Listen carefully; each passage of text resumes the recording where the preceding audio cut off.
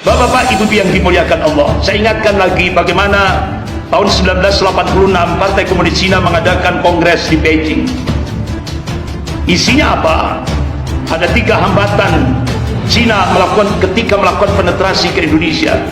Hambatan yang pertama, regulasi dan doktrin anti komunis, TAP MPRS nomor 25 tahun 66, Undang-Undang nomor 27 tahun 1999. Kemudian hambatan yang kedua, positioning Pancasila sebagai musuh komunis. Hambatan yang ketiga, sikap anti komunis di kalangan umat Islam Indonesia masih solid. Tapi ternyata hambatan pertama sudah dijebol,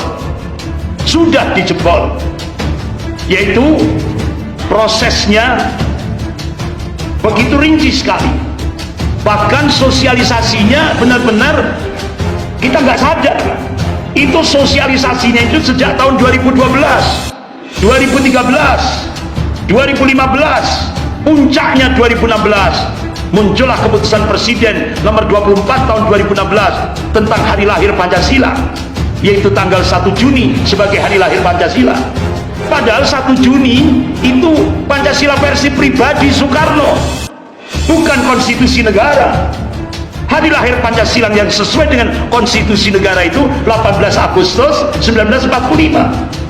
Tapi ini sudah mulai terjadinya pengkhianatan, terjadinya istilahnya pelanggaran konstitusi, sampai akhirnya pakar-pakar hukum tata negara di stasiun televisi TV One itu mengungkap pelanggaran konstitusi negara yang dilakukan oleh rezim ini itu sudah 100 kali lebih, tapi tidak ada yang menghukum karena hukum milik rezim, nggak ada yang menghukum.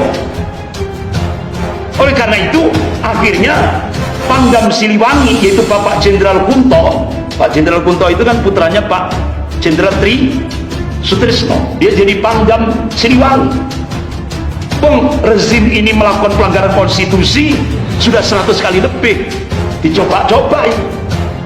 Kira-kira Undang-Undang nomor 34 tahun 2004 TNI Polri kan sudah tidak boleh lagi masuk wilayah Sospol, dicoba sama Jenderal Kunto. Apa? Statement di media, kalau Pilpres 2024 terjadi kecurangan, TNI akan turun gunung menghancurkan kekuatan PKI.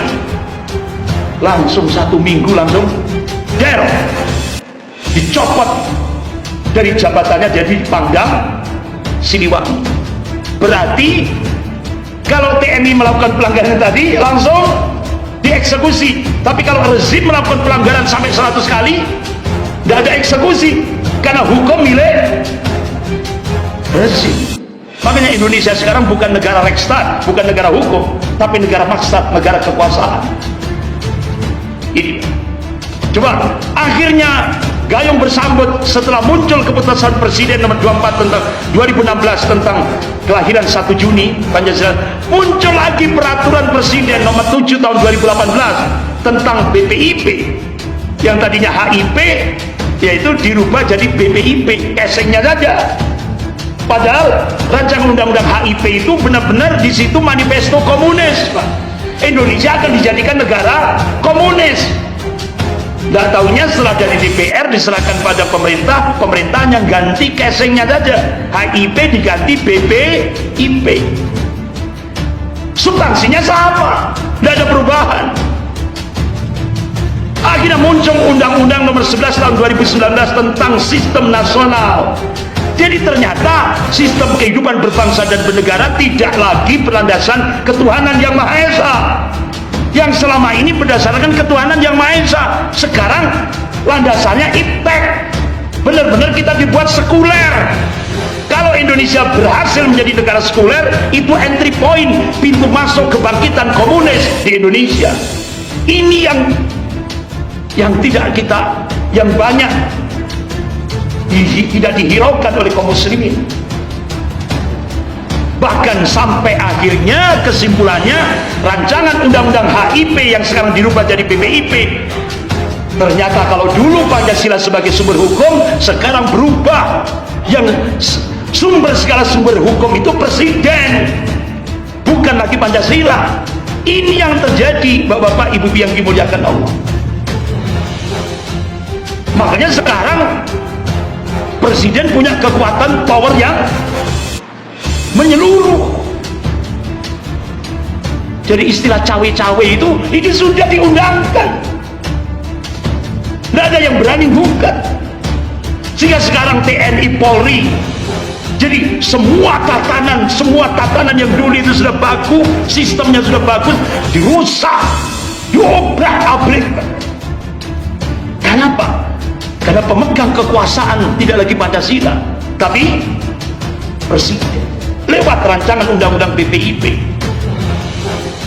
Jadi rancangan undang-undang HIP ini berbau komunis dan marxisme. Ini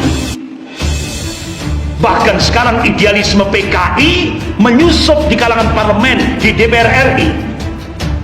Yang dulu sudah pernah saya sampaikan, kenapa itu bisa terjadi? Karena hampir 200 lebih anggota DPR RI kader komunis.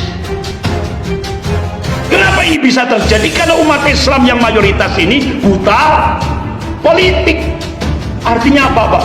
Yang dimaksud buta politik itu, jadi mayoritas umat Islam se-Indonesia ini, Pak, termasuk di Malang, kabeh milih jenang abang. Benar, Pak? Bu? Ku jujur aja. Inilah akhirnya dampaknya ketika umat Islam buta politik. Akhirnya sekarang idealisme PKI nyusup di parlemen, di DPR RI. Dan 200 lebih anggota DPR RI itu kader-kader komunis. Bahkan kader-kader komunis itu sekarang sudah banyak yang jadi bupati, wali kota, staf menteri, kader Gerwani. Di Tanjasari itu 2 periode jadi staf menteri. Bahkan dulu ada yang jadi staf presiden kan, tapi akhirnya pernah kan itu akhirnya diprotes oleh tokoh-tokoh TNI, akhirnya diganti Pak Muldoko. Kepala staf presiden diganti Pak Muldoko. Dulu kepala staf presiden itu kader. Allahu Akbar. Akhirnya Profesor Salim Said, guru besar ilmu politik dan militer Universitas Indonesia, dia memberikan video pendek yang sudah viral di media sosial. Sekarang komunis, kader-kader komunis di Indonesia sekarang ini sudah melakukan balas dendam kepada umat Islam dan ulamanya dengan menggunakan kekuasaan. Otomatis Profesor Salim Said itu tidak hanya sekedar memberi statement, itu punya data beliau.